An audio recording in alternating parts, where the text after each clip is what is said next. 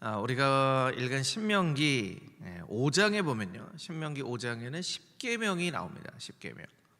그래서 신명기에서는 이제 5장 10계명, 이것을 우리가 기억할 필요가 있죠. 그리고 5장 이어서 나오는 6장부터 11장까지 있는 말씀에는 이 하나님께서 주신 10계명의 언약을 어떻게 지켜야 할 것인가를 설명을 하고 있어요. 우리 자막을 보여주시면 좋을 것 같은데요.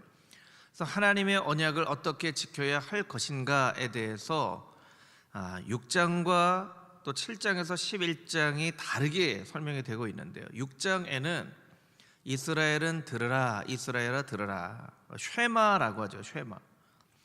이것은 공식적인 명령입니다. 크게 외치는 소리예요. 이스라엘아 들으라 하는 거죠.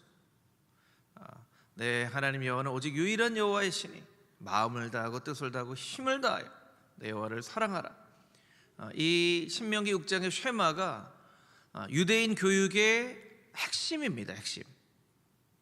그런데 7장에서 11장까지의 말씀에 보면 내 마음에 이르기를 하고 7장 17절, 8장 17절, 9장 4절에 반복이 되어지고 있어요. 이스라엘아 들으라 하는 것은 큰 목소리로 외치는 공식적인 명령이고요. 내 마음에 이르기를은 예수님께서 이렇게 마음속에 당부해 주신다는 거예요. 개인적인 당부, 속삭이는 목소리라는 거예요. 그래서 여러분, 신명기 5장의 10계명을 이해하는 것도 중요하지만 또 두 가지를 여러분들이 이해를 해야 돼요. 저를 따라서 한번 해보실까요? 이스라엘아 들으라, 내 마음에 이르기를. 이스라엘아 들으라, 내 마음에 이르기를을 여러분이 기억하셔야 돼요. 이스라엘아 들으라는 지금 제가 여러분 앞에서 설교를 하는 것처럼 이 설교를 의미합니다. 내 마음에 이르기를은 묵상을 의미합니다. 묵상. 그러니까 설교도 중요하고 묵상도 중요합니다. 하나님의 말씀, 로고스는 하나님께서 말씀하시고자 하는 말씀이고, 레마는 나에게 개인적으로 주시는 은혜가 되는 말씀이에요. 이 두 가지가 이제 다 필요한 것이죠. 근데 특별히 오늘 본문에 있는 말씀, 신명기 8장은 내 마음에 이르기를 하는 7장부터 11장 말씀 가운데 있는 거예요. 그래서 이 말씀을 통해서 여러분에게 2025년 첫 번째 수요 예배를 통해서 말씀하시는 것은 2025년 한 해 단에서 선포되어지는 말씀, 쉐마, 이스라엘아 들으라 하는 말씀도 잘 들을 뿐만 아니라 내 마음에 이르기를 하고 우리에게 다가오셔서 개인적으로 당부하시는 하나님의 그 음성을 잘 귀 기울여 듣고, 또한 그것을 어떻게 삶 가운데 적용할지를 분별하고 그 말씀과 동행하며 살아가는 우리의 삶이 되어져야 되겠다라는 것을 오늘 보는 말씀을 통해서 깨달아 알 수 있는 것입니다. 여러분, 2025년 한 해 여러분에게 다가오셔서 말씀하시는 하나님과 친밀한 교제를 나누는 그런 복된 시간들이 되어질 수 있게 되기를 주님의 이름으로 축복합니다. 아멘. 아멘. 오늘 본문의 말씀은 그 약속의 말씀에 대한 축복이에요. 사실은 신명기 8장 3절이 제일 우리에게 잘 알려져 있는 말씀이죠. 여호와의 말씀으로, 하나님의 사람들은 여호와의 입으로 나오는 모든 말씀으로 살 것이다. 사람이 떡으로만 살 것이 아니다. 그것이 신명기 8장 3절에 있는 말씀인데, 이 말씀을 우리가 듣고 지키면, 우리 6절을 자막으로 보여주시면, 이 10계명 이스라엘아 들으라는 쉐마의 말씀, 우리가 떡으로만 살지 않고 여호와 입으로 나오는 모든 말씀으로 지켜 행하면, 그래서 6절에 여호와의 말씀을 지켜 그의 길을 따라가며 그를 경외하면 어떤 축복을 우리에게 주시는가, 그것이 이제 7절, 8절, 9절에 설명이 되어져 있는 거예요. 7절을 보여주시면 아름다운 땅에 이르게 하실 것이다. 그것은 골짜기든지 산지든지 시내와 분천과 샘이 흐르고 밀, 보리, 포도, 무화과, 석류, 감람나무, 꿀, 이런 것이 풍성한 그런 아름다운 땅이다. 이렇게 설명을 해주세요. 그런데 그 땅이 아름다운 땅이 되어질 수 있는 이유가 무엇이냐면 시내와 분천과 샘이 흐르기 때문에 나무가 열매를 맺는 땅에 되어질 것이라는 거예요. 성경에서는 곳곳에서 샘과 시내를 하나님께서 공급하여 주시는 측량할 수 없는 은혜를 나타내는 그런 도구로 하나님께서 말씀 가운데 사용하세요. 그래서 창세기 26장 19절에 보면 이삭이 샘 근원을 얻었다라고 합니다. 샘 근원을. 이삭이 우물을 파요. 근데 샘 근원을 얻습니다. 샘 근원을 얻은 사람의 특징은 뭐냐면요, 다른 데 가서 파도 샘이 나오는 거예요. 그냥 샘 하나만 받은 사람은요, 그냥 이 샘을 지키기 위해서 이거 잊어버리면 안 돼 하지만 샘 근원을 얻은 사람은요, 다른 사람이 이걸 가져가려고 그래. 그래 너 가져. 그러고 다른 데 가서 파면 또 나와요. 다른 데 가서 파면 또 나와요. 그라랑 아비멜렉의 종들이 그 우물을 자꾸 뺐잖아요. 여러분, 옛날에 우물은요 지금보다 훨씬 더 중요한 거예요. 특별히 이스라엘과 같은 지형에서 우물을 뺏어간다는 것은요 삶의 터전을 빼앗아 가는 것과 똑같아요. 근데 이제 가져가요. 근데 이삭이 그냥 줘버려라 이거 하잖아요. 그래서 에색이라 하고, 두 번째 우물 이것도 달라고 하는데 그거 줘버려라. 우리 좀 넓은 데 가서 좀 우물을 파. 여기까지는 안 오겠지. 그래서 세 번째 우물을 르호봇이라고 하잖아요. 르호봇. 여기까지는 안 오는 거예요. 그랄 왕 아비멜렉의 종들이 넓다. 르호봇. 마지막에 세바, 브엘세바까지 파잖아요. 어떻게 이삭이 그렇게 할 수 있을까요? 하나님이 이삭으로 하여금 샘 근원을, 물 근원을 얻는 축복을 허락하셨기 때문에. 그럼 물 근원을 얻는 인생이 되어져야만 합니다. 물 근원이 얻는 인생이 되어져야 돼요.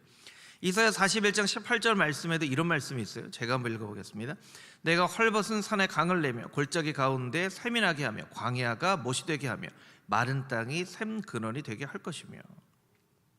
이스라엘 백성들이 하나님의 뜻을 저버리고 다른 민족에 의해서 핍박받는 그런 민족이 되고 하나님이 주신 축복의 땅이 다 폐허가 되어져 가는 거예요. 그런데 이사야를 통해서 마른 땅에 샘 근원이 되게 할 것이며 라고 말씀하세요.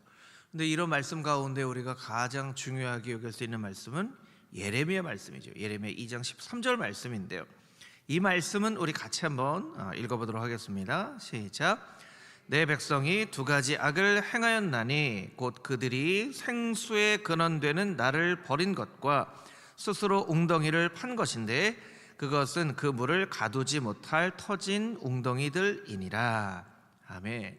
예레미야를 통해서 하나님 말씀하시는 것은 무엇입니까? 생수의 근원된 나를 버린 것이 이스라엘 백성들의 가장 큰 죄악이다. 그렇게 말씀을 하시는 거예요.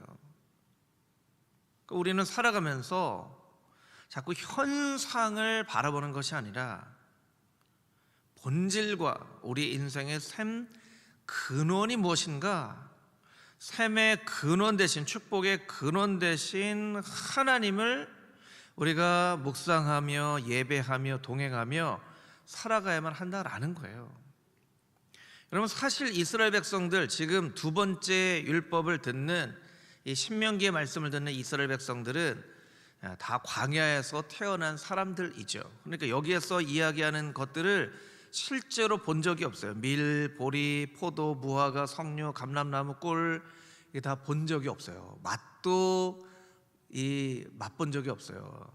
그런데 아마 광야에서 죽은 부모 세대의 이야기를 통해서 이야기를 들었겠죠. 여러분, 광야를 지나면 우리는 광야 생활이 성경에서 자세하게 설명이 되어져 있지 않기 때문에 상상력을 동원할 수밖에 없지만, 분명히 이제 밤 되면 그런 얘기 했을 거예요. 애굽에 있을 때 그 먹었던 바나나, 바나나 맛있었는데, 이런 얘기들을 했을 거예요, 분명히. 그렇죠. 포도 먹어본 지가 언제야. 그러면 이제 애들이 아빠 포도가 뭐예요? 포도라는 게 있는데 이렇게 이 맛을 어떻게 표현해야지? 먹으면 이렇게 탁 터지면서 이걸 막 설명해 주는 거예요. 그러니까 이 신명기 말씀을 듣는 사람들은요, 그냥 이야기로만 들었던 것들, 이런 게 있다던데, 이런 걸 이제 그 하나님이 약속으로 말씀해 주시는 거예요. 제가 예전에 아프리카 케냐에 한 달간 그 단기 선교를 간 적이 있었는데요. 한 2, 3일 지나니까 그때부터 한국 돌아가면 뭐 먹을까? 맨날 모이면 그 얘기, 떡볶이, 떡볶이 먹어야지. 냉면, 냉면 먹어야지. 떡볶이, 냉면, 막 비빔밥, 삼겹살, 먹어야지. 그 먹어야 되겠다는 그 희망으로 아프리카의 선교를 견디는 거예요. 한국 돌아가면 떡볶이 먹어야지, 짜장면 먹어야지. 그렇게 하게 되더라고요. 누가 그렇게 하라고 시키지 않아도 그냥 사역 끝나고 저녁에 모이면 그 옛날에 먹었던 거기 이렇게 싹 좌회전해서 돌아가면 그 냉면집 막 얘기하지 마, 그 얘기하지 마, 먹고 싶단 말이에요. 그러면서 막 하는 거예요. 아마 이스라엘 백성들도 광야에서 그렇게 살았을 거예요. 그렇게 살았을 거예요. 그런데 이 모든 것들 중에서 9절 말씀을 다시 한번 보여주시면 9절에 어떤 표현이 있냐면 이런 표현이 있어요. 내가 먹을 것에 모자람이 없고 아무 부족함이 없는 땅이며, 모자람이 없고 부족함이 없는, 이런 맛있는 걸 먹어도요 금방 다 없어져 버리면 얼마나 허전합니까? 그런데 이 큰 축복의 말씀, 하나님을 경외하는 사람들에게 주신다고 하시는 이 말씀을 주시면서 하나님께서 모자람이 없는 양식을 우리에게 주실 것이다 라고 말씀하세요. 여러분, 이런 말씀을 우리에게 주시면 여러분이 바로 아멘 하셔야 돼요. 아멘. 하나님, 나에게 주시는 약속의 말씀인 줄 믿습니다. 내 평생에 모자람이 없는 양식을 주님 허락하여 주시옵소서. 할렐루야. 아멘. 모자람이 없는 풍성한 양식을 허락하여 주시옵소서. 이것이 나에게 주시는 하나님의 말씀인 줄 믿습니다. 그러면 하나님께서 우리에게 뭐라고 대답하세요? 그래, 내 명령을 지키고 나의 길을 따르고 나를 경외하는 자에게 이런 모자람이 없는 양식을 줄 것이다 라고 말씀하세요. 이것이 묵상이고 이것이 기도입니다. 하나님이 약속 말씀대로 나에게 주실 줄 믿습니다. 그럼 하나님께서 우리에게 말씀하시고, 내가 하나님 앞에 고백하고 간구하고 하나님이 들려주시고, 그렇게 말씀으로, 묵상으로, 기도로 교제하는 것이죠. 그런데 이 모든 것 가운데 우리가 잊지 말아야 될 것은 무엇이냐면, 이 모자람이 없는 양식과 다양한 과실과 곡식이 어떻게 가능했냐면 샘 근원이 있었기 때문에, 샘 근원이 있었기 때문에, 하나님의 말씀이, 하나님이 우리 인생의 샘 근원이 되시기 때문에 이 모자람 없는 양식을 누리며 살아갈 수 있다라는 것이죠. 그래서 하나님의 말씀이 우리의 인생의 샘 근원이 되시는 것을 우리가 꼭 기억하고, 하나님의 말씀 가운데 하나님을 발견하고 예수님을 발견하고 그 샘 근원을 얻은 인생으로 살겠습니다 고백하는 것이 2025년 이 시작의 지점에 꼭 필요한 고백이 되어지는 거예요. 여러분, 그렇게 샘 근원을 얻는 인생 되겠노라고 하나님 앞에 고백하는 여러분 모두가 되시기를 주님의 이름으로 축복합니다. 우리 10절 말씀을 다시 한번 읽어보겠습니다. 10절 말씀 함께 읽겠습니다. 내가 먹어서 배부르고 내 하나님 여호와께서 옥토를 내게 주셨으므로 말미암아 그를 찬송하리라. 아멘. 우리나라 말에 그런 말이 있잖아요. 등 따시고 배부르면, 이런 말이 있잖아요. 등 따시고 배부르면, 뭐 부족한 게 있어, 등 따숩고 배부르면 됐지, 이런 게 있죠. 그러니까 배부르면 사실은 하나님을 잊어버리기가 쉬운데, 배부를 때에 하나님을 찬송해야 된다는 거예요. 여러분, 찬송이 무엇입니까? 하나님을 높여드리는 거죠. 높여드리는 거예요. 우리가 내가 어떻게 해야 하나님을 높여드릴 수 있습니까? 나의 어떤 삶이 하나님께 찬송이 될 수 있습니까? 이런 것들을 늘 우리에게 질문을 해야 돼요. 내 어떤 삶이 하나님께 찬송이 되어질까? 찬송이 되어질까? 한 2주 전에 저희 그 교회에 처음 오신 이제 그 새 가족이에요. 이제 부부하고 딸이 왔는데 그 이제 여자 자매님은 평생에 처음 교회를 온 거예요. 참 귀한 심령이죠. 평생에 처음 교회를 온 분이에요.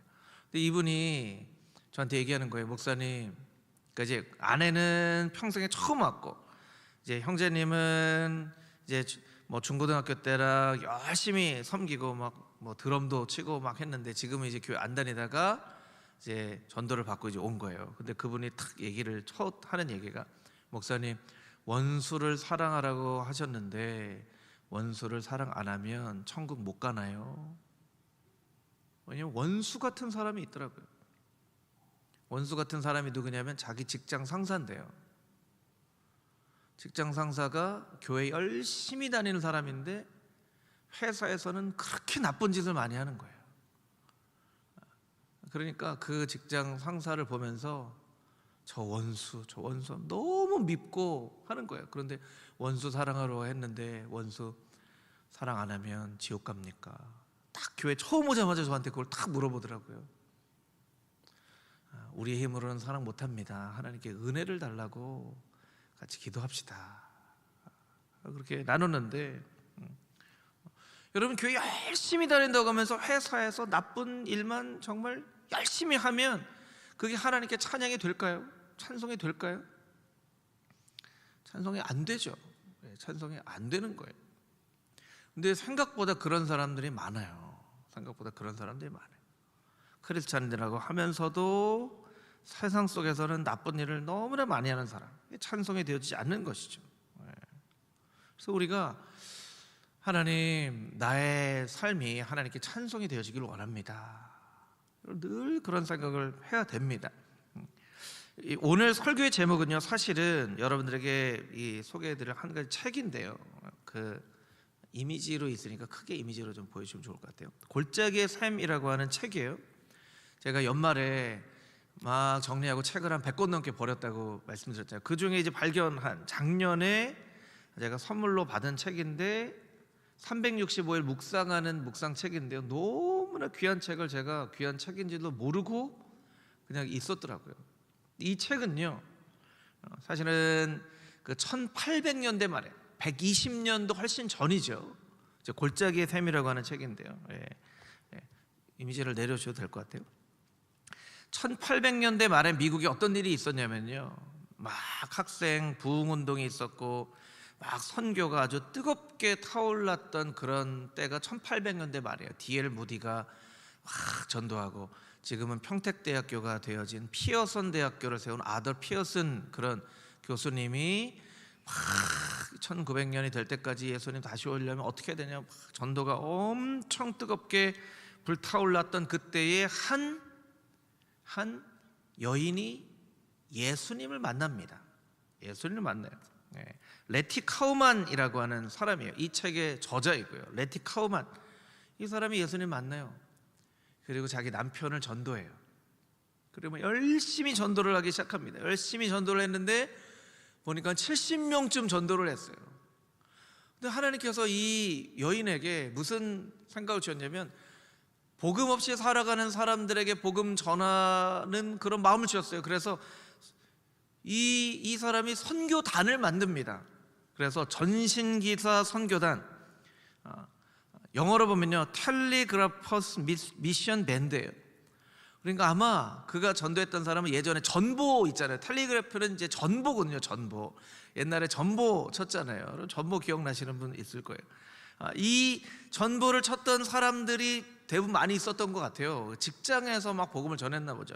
70명이 전신기사 선교단을 만들고요, 너무나 놀랍게도요, 이 사람들이 선교사를 파송하는데 이 책을 쓴 레티 카우만 부부와 길버른이라는 사람을 선교사로 파송하는데 그게 1901년이에요. 1901년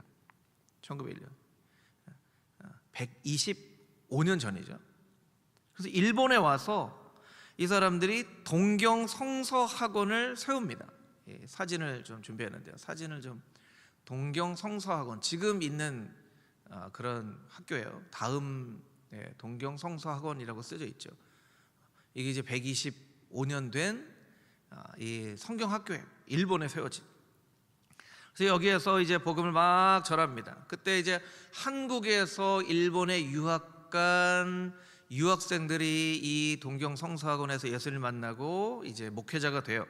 정빈 김상준이라는 분이 목사가 되어서 한국에 돌아와서 한국 최초의 성결교회를 세웁니다. 한국 최초의 성결교회, 중앙성결교회. 지금은 한기채 목사님이 목회를 하시는, 이 책도 감수를 하시는 분이 한기채 목사님이에요. 그래서 중앙성결교회 세울 때 레티 카우만이라는 사람이 한국에 직접 와서 자기 부모님이 주신 유산을 다 팔아서 그 한국 중앙성결교회 교회 세우는데 땅 사는데 막 헌금도 하고 이렇게 세워요. 여러분, 참 이 하나님의 역사를 보면요, 참 놀라워요. 한 여인이 복음을 만납니다. 남편을 전도합니다. 막 사람을 전도하는데 선교단을 만들어서 본인들이 일본에 선교사로 오는데 여기에 마침 한국 사람들이 와서 복음을 믿고 목회자가 돼서 한국에 가서 한국 최초의 성결교회를 세워요. 지금도 있는. 참 얼마나 놀라운 일입니까? 근데 17년쯤 지나서 1917년에 남편인 찰스 카우만이 병에 걸려요. 그래서 미국으로 다시 돌아가게 됩니다.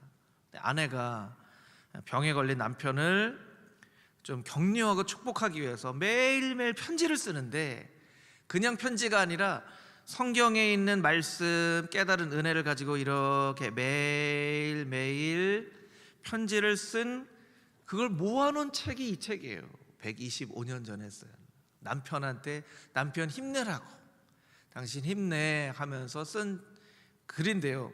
1월 1일 제목이 오늘 설교의 제목이에요. 윗샘과 아랫샘을 얻으리라. 그런데 남편은요, 하나님의 뜻과 계획이 있으셔서 그런지 데리고 가세요. 그래서 뭐 사막의 강물, 골짜기의 샘, 이런 책들을 남편을 격려하고 위로하기 위해서 썼는데요. 너무나 놀라운 건요, 여러분 아마 오스왈드 챔버스라는 분의 주님은 나의 최고봉이라는 책을 아실 거예요. 지금 한 50개국 말로 번역되어서 정말 몇백만 부가 팔렸는지 모르는, 이게 오스왈드 챔버스라고 하는 분은 목회자인데, 이분은 사실은 한 권만 책을 썼고, 이분의 부인이, 이 오스왈드 챔버스 목사님이 돌아가신 이후에 설교문을 다 모아서 책을 냅니다. 그게 이제 오스왈드 챔버스의 주님은 나의 최고봉이에요. 그 책을 엮은 사람은 사실은 부인이고, 그 책의 내용은 오스왈드 챔버스가 자기가 직접 쓴 게 아니에요. 주님은 나의 최고봉을 쓴 게 이 책에 영감을 받고 도전을 받아서 그 책을 쓴 거고요. 그래서 주님은 나의 최고봉을 통해서 또 많은 사람들이 은혜를 받습니다. 그래서 저는 참 하나님이 하시는 역사가 정말 놀랍다라고 생각을 하는 이유 중에 하나는 뭐냐면, 전혀 모르는 사람들을 하나님이 이렇게 연결시켜 주시고 이렇게 연결시켜 주셔서 한 100년쯤 시간이 흘러가다 보니까 한 명 복음을 믿게 되었는데, 한국의 최초의 성결교회가 세워지고 성결교단이 세워지는 거예요. 그러니까 여러분, 내가 예수님 잘 믿는 게 나중에 100년 뒤에 어떤 역사가 나타날지 모른다니까요. 우리가 작년에 키르기스탄에 카라콜 교회를 세웠잖아요. 그래서 이제 이번 주일부터 또 그 광고할 거예요. 70주년 맞아서 키르기스탄에 교회를 세우기 위해서 우리가 올해 선교 정탐 여행을 가려고 합니다. 5월에. 그래서 우리 기도하시면서 교회 세우시기 원하시는 분들, 혹시 또 그 땅에 궁금하신 분들 와서 한번 그 땅을 밟고 기도해 봅시다. 하지만 여러분, 사실은 그 교회가, 카라콜 교회가 100년쯤 뒤에 어떤 교회가 될지 모르는 거예요. 한 여인이 복음을 믿은 것이 주님은 나의 최고봉이나 한국의 성결교를 탄생하게 하는 놀라운 하나님의 역사로 이어지는 것처럼, 내가 오늘 예수님 잘 믿고 내가 2025년을 시작하면서 하나님 앞에 기도하고 특세 때 나와서 하나님 정말 우리 가정을 위해서 기도합니다, 우리 자녀들, 손자들, 손녀들 위해서 기도합니다 하는 기도가 어떻게 될지 모르는 거예요. 그런데 중요한 것 하나 여러분에게 나누고 싶은 메시지 뭐냐면 이 책은요, 매일매일 남편을 영적으로 위로하기 위해서 쓴 글이라는 것이죠. 그러니까 매일매일 그냥 아유 저 아파서 힘들어하고 있는 남편 어떻게 위로할까, 내가 받은 은혜 나눠야지, 내가 받은 은혜 나눠야지, 그것이 그 마음이 이렇게 놀라운 역사가 되는 거예요. 그러니까 여러분 올 한 해 여러분이 받은 은혜를 열심히 이웃에게 나누십시오.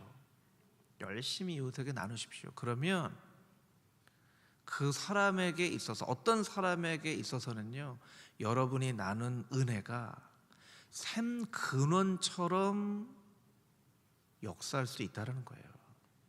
나는 그냥 은혜를 나눴을 뿐인데, 은혜를 나눴을 뿐인데 하나님이 그것을 통하여서 놀라운 역사를 이루는, 그래서 2025년 한 해 샘 근원을 얻는 인생이 되어질 뿐만 아니라 이 은혜를 열심히 나누는 인생 되어지기를 원합니다 하고 여러분들이 마음 가운데 좀 결단했으면 좋겠어요. 하나님이 하실 일들 모르지만 가족이든지 이웃이든지 모르는 사람이든지 하여튼간 내가 받은 은혜를 열심히 누군가에게 나누는 2025년 한 해 되게 하여 주시고, 나의 은혜가 강물처럼 누군가에게 흘러가서 그들에게 있어서는 생수와 같이, 샘물과 같이 역사할 수 있도록 주님 은혜를 베풀어 주시옵소서. 그렇게 기도하면서 열심히 은혜를 나누는 금호중앙의 귀한 성도님들이 다 되시기를 주님의 이름으로 축복합니다.